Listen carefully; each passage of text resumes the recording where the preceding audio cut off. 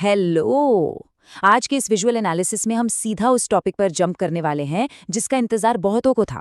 8 मई 2026 को रिलीज हुई पेंटागन की डीक्लासिफाइड यूएफओ फाइल्स। हम इन फाइल्स को विजुअल्स और एनिमेशन के बेहतरीन फ्लो के साथ डिकोड करेंगे ताकि हर एक डिटेल एकदम क्लियर हो जाए। ये कोई नई फाइल्स नहीं हैं, बल्कि दशकों पुराने फाइटर पायलट्स के रिकॉर्ड्स और नासा के ट्रांसक्रिप्ट्स का पूरा खजाना है। चीजों की शुरुआत करते हैं प्रेसिडेंट ट्रंप के इस स्टेटमेंट से, जो मौजूदा माहौल को बिल्कुल परफेक्टली कैप्चर करता है।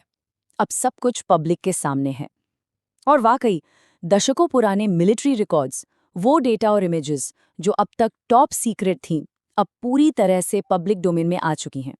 अब सारा डेटा सामने है और इसकी गहराई में जाना हमारा काम है।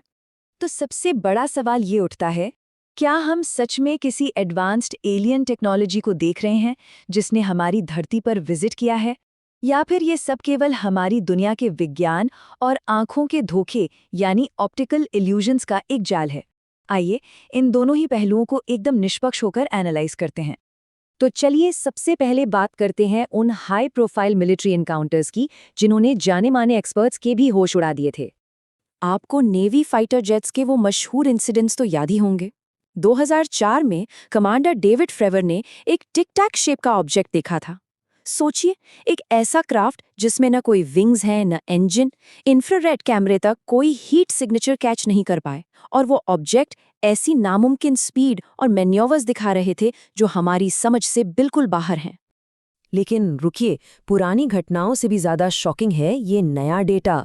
2024 में 130 से 195 फीट लंबे विशालकाय सिलेंडर को ट्रैक किया गया, और वो भी सिर्फ 20 सेकंड के लिए, क्योंकि उसके बाद वो हवा में ऐसे गायब हो गया जैसे वहां कभी था ही नहीं।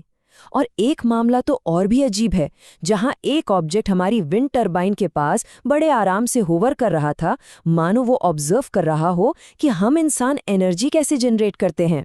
अब ये रहस्य सिर्फ हमारी धरती तक लिमिटेड नहीं है। चलिए स्पेस की तरफ चलते हैं और देखते हैं कि नासा के ऐतिहासिक मिशंस में क्या हुआ था। स्पेस एक्सप्लोरेशन के गोल्डन एरा को ही देख लीजिए। जब हमारे एस्ट्रोनॉट्स पृथ्वी की कक्षा और चांद के आसपास थे, तब उन्होंने ऐसी रहस्यमयी घटनाओं की रिपोर्ट की जिन्हें दशकों तक सीक्रेट रखा गया। जेमिनी 7 के एस्ट्रोनॉट फ्रैंक बोरमैन का वो रेडियो ट्रांसमिशन सच में आज भी रोंगटे खड़े कर देता है। उन्होंने स्पेस में एक बोगी यानी यूएफओ देखने की बात कही, और सिर्फ इतना ही नहीं, उन्होंने कहा कि उसके चारों ओर खरबों पार्टिकल्स तैर रहे हैं। ऐसा लगा मानो हमें किसी अनजान स्पेसक्राफ्ट का अल्टीमेट सबूत मिल गया हो। लेकिन इससे पहले कि हम इस नतीजे पर पहुंच जाएं कि ये कोई इंटरस्टेलर मेहमान थे, जरा एक कदम पीछे हटते हैं और इसके पीछे की साइंटिफिक रियलिटी को समझते हैं। देखिए, सबसे अहम पॉइंट ये है कि फ्रैंक बोरमैन की वो बोगी असल में कोई एलियन क्राफ्ट नहीं, बल्कि शायद उनके ही रॉकेट का अलग हुआ बूस्टर था। और वो खरबों पार्टिकल्स, वो बस अंतरिक्ष यान के मलबे का एक बादल था जिसमें पेंट चिप्स और पेट शामिल थे। सूरज की रोशनी में वो ऐसे चमक रहे थे जैसे रात के अंधेरे में कार की हेडलाइट के सामने धूल के कण चमकते हैं।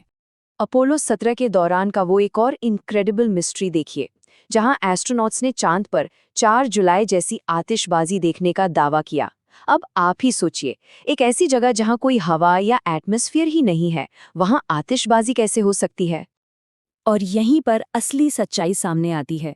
जिसे कोई ब्रह्मांडीय आतिशबाजी समझा जा रहा था, वो दरअसल एस्ट्रोनॉट्स का ही डंप किया हुआ लिक्विड वेस्ट वाटर था। जी हाँ, स्पेस के वैक्यूम में जैसे ही ये पानी निकलता है, वो तुरंत जमकर बेहद रिफ्लेक्टिव आइस क्रिस्टल्स बन जाता है और सूरज की रोशनी में बिल्कुल पटाखों की तरह जगमगाता है। अब जरा इस मशहूर अपोलो 12 की तस्वीर को याद कीजिए। इस फोटो में चांद की सतह के ठीक ऊपर 5 अलग अलग बेहद चमकदार रहस्यमयी रोशनी मंडराती हुई दिख रही हैं। लेकिन साइंस के पास इसका भी जवाब है। स्पेस में कॉस्मिक किरणें हर जगह हैं। जब ये हाई एनर्जी पार्टिकल्स सीधे कैमरे की फिल्म से टकराते हैं तो सफेद धब्बे बना देते हैं। इसके साथ ही खास एंगल से पड़ने वाली सूरज की रोशनी लेंस फ्लेयर क्रिएट करती है। तो जो हमें चमकते हुए स्पेसक्राफ्ट लग रहे थे, वो असल में बस कैमरा फिल्म के रिएक्शंस और ऑप्टिकल आर्टिफैक्ट्स थे। तो चलिए वापस धरती पर आते हैं और देखते हैं कि हमारे इतने एडवांस मिलिट्री सेंसर्स भी कैसे बड़े बड़े इल्यूजन्स पैदा कर सकते हैं। 1999 में ओमान की खाड़ी में जो ऑब्जेक्ट 20 सेकंड में गायब हो गया था, वो असल में कोई फिजिकल क्राफ्ट था ही नहीं। 90 के दशक के आखिर में जो रेडार स्पूफिंग टेक्नोलॉजी टेस्ट हो रही थी, ये उसी का नतीजा था। मतलब वो बस एक इलेक्ट्रॉनिक घोस्ट था जो रेडार सिस्टम को चकमा देने के लिए बनाया गया था। और वो गो फास्ट वाला वीडियो, यहाँ एनिमेशन के फ्लो पर ध्यान दीजिएगा। ये पैरालैक्स इफेक्ट का एक क्लासिक और एकदम परफेक्ट एग्जाम्पल है। होता क्या है कि जब एक फाइटर जेट बहुत ज्यादा ऊंचाई पर एक्सट्रीम स्पीड से उड़ता है, तो उसके नीचे धीरे धीरे उड़ रहा एक आम वेदर बैलून भी कैमरा में ऐसे लगता है मानो वो समंदर के ऊपर गोली की रफ्तार से भाग रहा हो। कुछ ऐसा ही गिम्बल वीडियो के साथ भी है।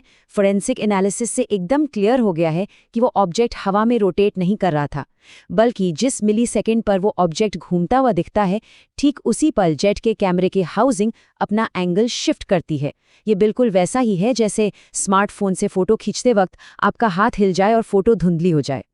यहाँ तक कि जो नई 8 पॉइंटेड स्टार वाली इमेज रिलीज हुई है, वो भी बस रोशनी का एक खेल है जिसे डिफ्रैक्शन स्पाइक्स कहते हैं। जब बहुत तेज रोशनी कैमरे के इंटरनल लेंस से होकर गुजरती है, तो वो उसे तारे के आकार की किरणों में स्ट्रेच कर देती है। खैर, अब एक बहुत ही बड़ा सवाल दिमाग में आता है।